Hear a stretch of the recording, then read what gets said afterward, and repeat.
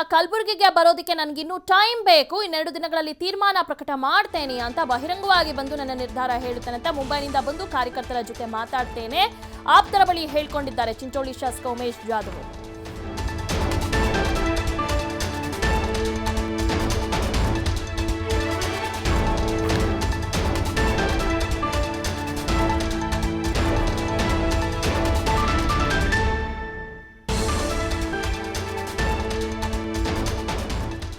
ಕಲಬುರಗಿಗೆ ಬರೋದಕ್ಕೆ ನನಗಿನ್ನೂ ಟೈಮ್ ಬೇಕು, ಇನ್ನೆರಡು ದಿನಗಳಲ್ಲಿ ತೀರ್ಮಾನ ಪ್ರಕಟ ಮಾಡ್ತೇನೆ, ಬಹಿರಂಗವಾಗಿ ಬಂದು ನನ್ನ ನಿರ್ಧಾರ ಏನು ಅಂತ ಹೇಳುತ್ತೇನೆ, ಮುಂಬೈನಿಂದ ಬಂದು ಕಾರ್ಯಕರ್ತರ ಜೊತೆ ಮಾತಾಡ್ತೇನೆ ಆಪ್ತರ ಬಳಿ ಚಿಂಚೋಳಿ ಶಾಸಕ ಉಮೇಶ್ ಜಾಧವ್ ಹೇಳ್ಕೊಂಡಿದ್ದಾರೆ.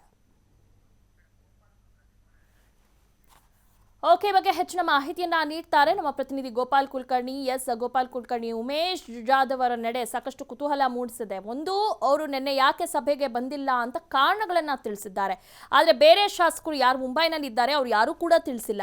ಸೊ ಎಲ್ಲೋ ಒಂದ್ ಕಡೆ ಉಮೇಶ್ ಜಾಧವ್ ಅವರು ಕಾಂಗ್ರೆಸ್ ಪಕ್ಷದಲ್ಲಿ ಇರ್ತಾರಾ ಅಥವಾ ಬಿಜೆಪಿಗೆ ಹೋಗ್ತಾರಾ, ಏನಾಗುತ್ತೆ, ಅವ್ರ ಮುಂದಿನ ನಡೆ ಏನಿರಬಹುದು? ದಿವ್ಯಾಂಗನು ಕಲಬುರಗಿ ಜಿಲ್ಲೆ ಚಿಂಚೋಳಿ ಶಾಸಕ ಉಮೇಶ್ ಜಾಧವ್ ಅವರು ಈಗ ಕಳೆದ ಹಲವು ದಿನಗಳಿಂದ ಮುಂಬೈನಲ್ಲಿ ವಾಸ ಹೂಡಿದ್ದಾರೆ ಹೋಟ್ಲಲ್ಲಿ. ಸೊ ಅದು ವಿಶೇಷವಾಗಿ ಏನಂತ ಹೇಳಿದ್ರೆ, ನಿನ್ನೆ ನಡೆದಂತ ಶಾಸಕಾಂಗ ಸಭೆಗೆ ಬಂದೇ ಬರ್ತಾರೆ ಅಂತ ಹೇಳಿ ಕೆಲವು ಕಾಂಗ್ರೆಸ್ ನಾಯಕರು ಏನು ಒಂದು ಆಲೋಚನೆಯನ್ನ ಮಾಡಿದ್ರು. ಅದಕ್ಕೆ ತಣ್ಣೀರು ಹರಿಸಿದಂತೆ ಕೇವಲ ಅವರು ಒಂದು ಸುಮ್ಮನೆ ನಾಮಕೆ ವಾಸ್ತೆ ಅಂತ ಹೇಳಿ ನನಗೆ ಅನಾರೋಗ್ಯ ಇದೆ ಆಗಲ್ಲ ಅಂತ ಒಂದು ಪತ್ರವನ್ನ ಸಿದ್ದರಾಮಯ್ಯನವರಿಗೆ ಕಳಿಸಿದ್ರು. ಆದ್ರೆ ಅಸಲಿ ವಿಷಯ ಏನಂತ ಹೇಳಿದ್ರೆ, ಈಗಾಗಲೇ ಅವರು ಕಾಂಗ್ರೆಸ್ನಿಂದ ಬಹುದೂರ ಹೋಗಿದ್ದಾರೆ.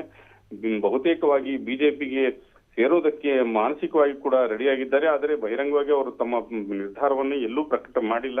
ಆದ್ರೆ ಆಪ್ತರ ಬಳಿ ದಿನಕ್ಕೆ ತಮ್ಮ ಎಲ್ಲಾ ವಿಚಾರಗಳನ್ನು ಹೇಳ್ಕೊಳ್ತಾ ಇದ್ದಾರೆ. ಅವರ ಕುಟುಂಬದ ಜೊತೆ ಸತತವಾಗಿ ಸಂಪರ್ಕದಲ್ಲಿ ತಮ್ಮ ವಿಚಾರವನ್ನು ವ್ಯಕ್ತಪಡಿಸ್ತಾ ಇದ್ದಾರೆ. ಈಗಿರೋ ಮಾಹಿತಿಯ ಪ್ರಕಾರ ಚಿಂಚೋಳಿ ಶಾಸಕರು ಬಹುತೇಕವಾಗಿ ಇನ್ನೂ 2-3 ದಿನ ಮುಂಬೈಯಲ್ಲಿ ಉಳಿದು, ಜೊತೆಗೆ ಅಲ್ಲಿರ್ತಕ್ಕಂಥ ಕೆಲವು ಅತೃಪ್ತ ಶಾಸಕರ ಜೊತೆ ಒಂದು ಮೀಟಿಂಗ್ ಅನ್ನ ಮಾಡ್ತಾ ಇದ್ದಾರೆ. ಕಳೆದ ರಾತ್ರಿ ಕೂಡ ಮೀಟಿಂಗ್ ಮಾಡಿದ್ದಾರೆ.